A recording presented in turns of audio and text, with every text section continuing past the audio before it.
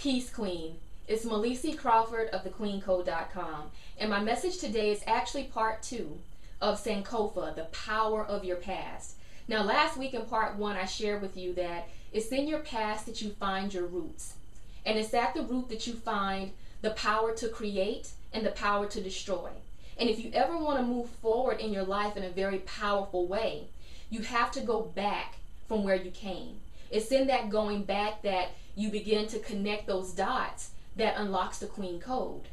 So this concept of Sankofa actually comes out of Ghana, West Africa, in the Akan culture, and Sankofa literally means to go back and get it, to return, to seek, to claim.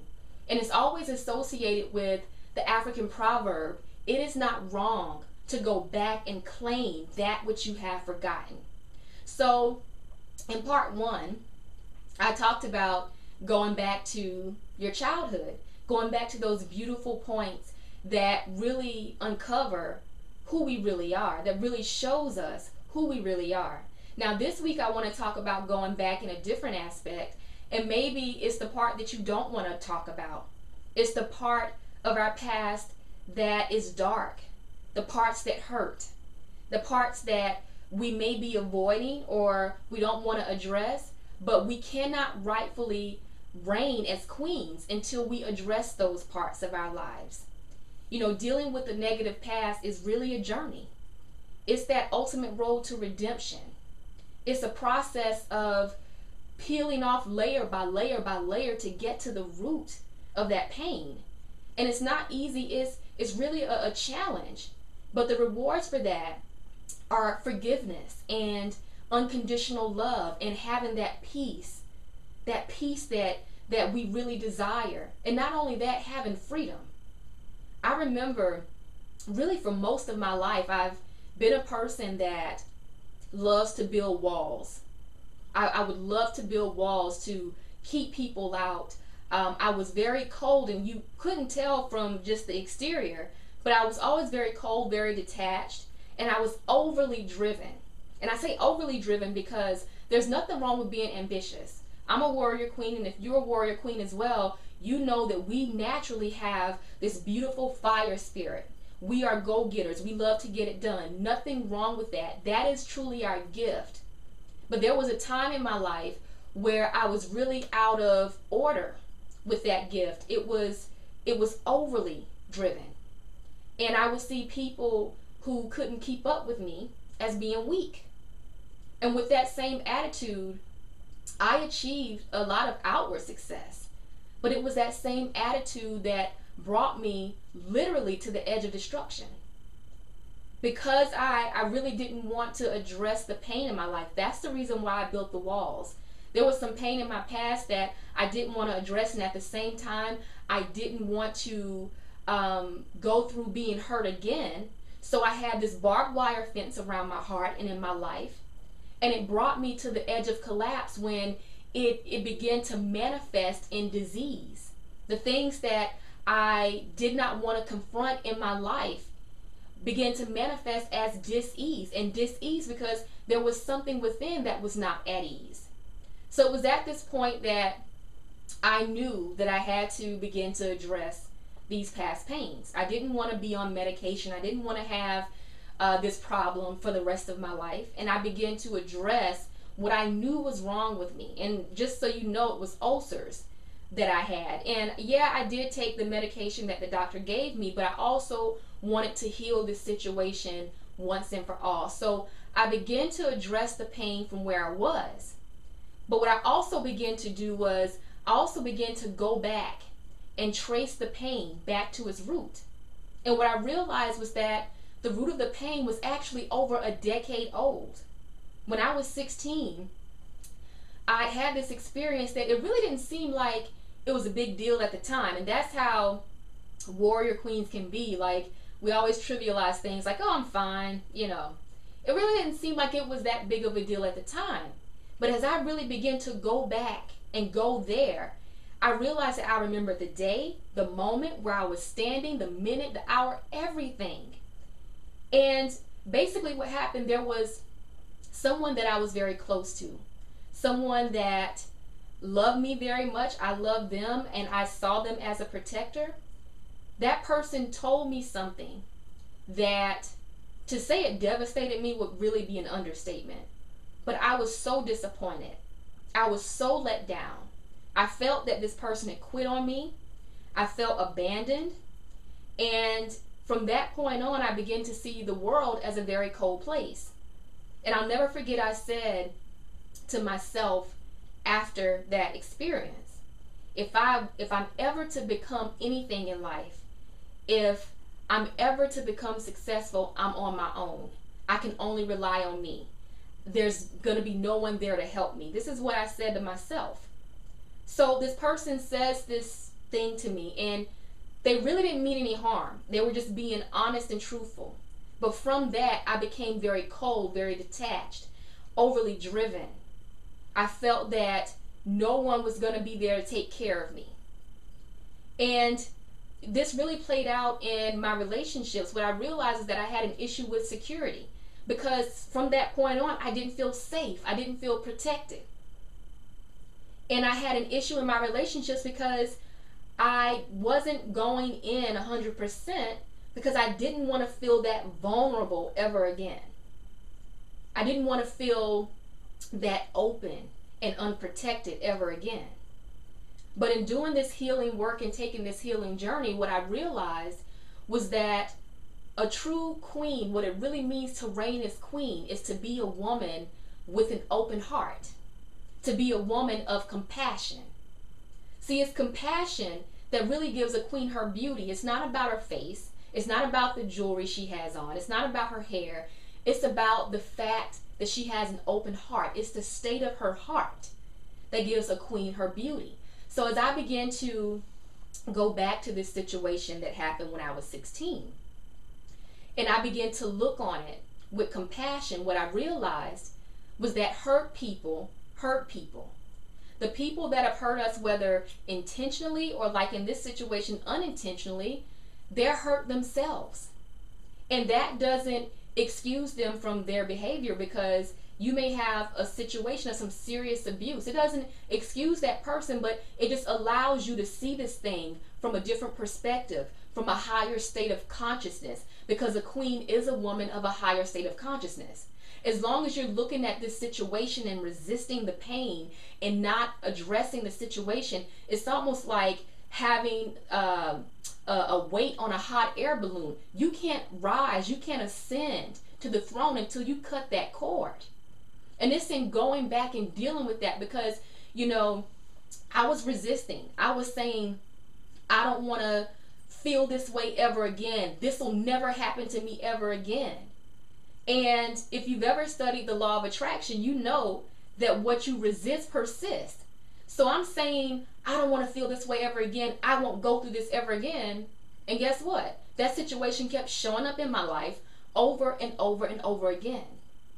So as I began to go back and open my heart, I allowed myself to feel the pain. I allowed myself to really go back and say, why did I feel this way? And when I got that answer, I asked again, why? I got so deep down till I actually bumped into the lie. See, the pain that we may feel is real, but what keeps us stuck is that there's a lie somewhere in there. And the lie was, if I'm ever to be successful, I only have myself to depend on. Because the truth is, there were so many people that wanted to help me, but I didn't want their help. There were so many people that were willing and open, but I had this barbed wire fence around my heart. But the truth is, we can't become ourselves by ourselves. So once I went back and opened up and I stopped resisting the pain, I found the lie and I plucked it at its root. One of my mentors says something very powerful that really affected me, and I'll share it with you. She said, be willing to feel what you haven't wanted to feel until the ego retreats. That's the most direct path to your quantum leap. And so again, I opened my heart and I was willing to feel. I had forgiveness for that person because I understood they were just dealing with me from their point of awareness. It's not that they didn't know any better. It's just that they were dealing with me from their point of consciousness. And here I am arising in consciousness. So I got to be above that. So I was opening my heart, being willing to feel the pain. And what I also realized that was interesting was that, the situation happened when I was 16. About a month or two later, after this devastating at the time situation, I was in dance class and I overextended both my knees. I had this injury, this, really serious injury where I overextended my knees. And, when I really began to think about it, that injury in the physical really was a manifestation to the hurt that I was going through on the inside. Because when you think about what your knees are what? They're like your security. They're the things that hold you up. They're your stability. It's like the trunk of a tree. Your knees are very important.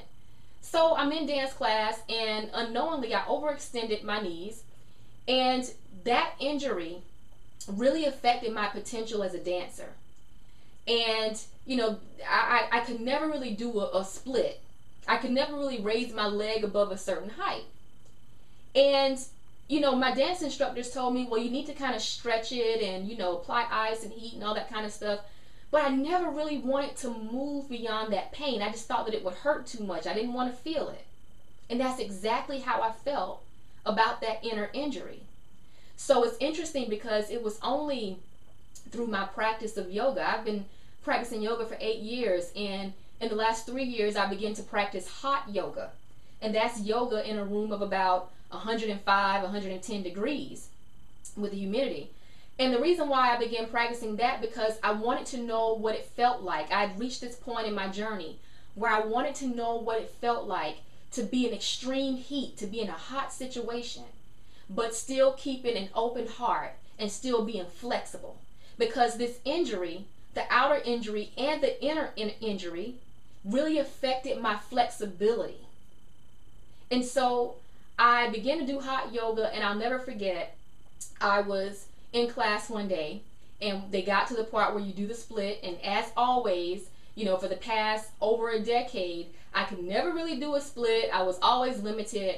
And so I decided one day to ask my yoga instructor, how can I achieve this position? Because in yoga, it's not necessarily about the pose.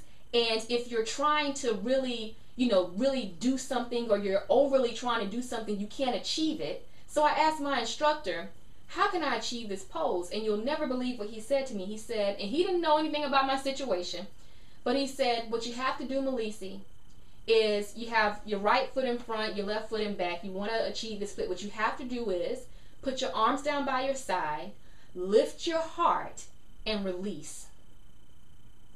And I knew that that was confirmation and a message from God. Lift your heart and release. And I remember the first time I tried it, it was like I was scared, because as I released, like I was really going down, and I was like, I don't want to, I didn't know what to expect. So I froze up. But eventually, over time, I began to trust the process. And I really began to release, and I'm proud to say, after 14 years, I can finally do my split. But you know that it's about more than just that pose. It's about the fact that taking this journey, I finally healed from that past pain, and I finally have this beautiful open heart. So what I'm saying to you, Queen, is in order to move forward in a powerful way, you need to go back. You need to go back to those painful situations in your past. Get the lesson from that situation. Get that understanding that you need to get. Release that pain and take that power with you in the present and into your future. Everything that you've gone through it for a reason. The things that you've gone through becomes a part of your transformation, but it also becomes a part of how you transform the world. Because what you're here to learn is what you're here to teach. So we cannot despise the days of our negative past, our small beginnings, because really it's those situations that really brings us into that awareness of the queens that we're already called to be. So I'm asking you, Queen Sankofa, go back to your past. And if you're having trouble doing that, because I just gave you a situation here, but maybe your situation is so deep that you're having trouble doing that, all you simply have to do if you get stuck is ask your angels for help. Remember the video I did about a month ago? Ask your angels for help. Right now, the universe is totally aligned for you to be abundant, for you to be peaceful, for you to be free. It is truly our time. And everything is in alignment for you to get the help you need when you need it. You know why? Because it is good for all of us. Because of the gift that you carry, it's good for all of us for you to wake up and return to your throne. That's my message for you today.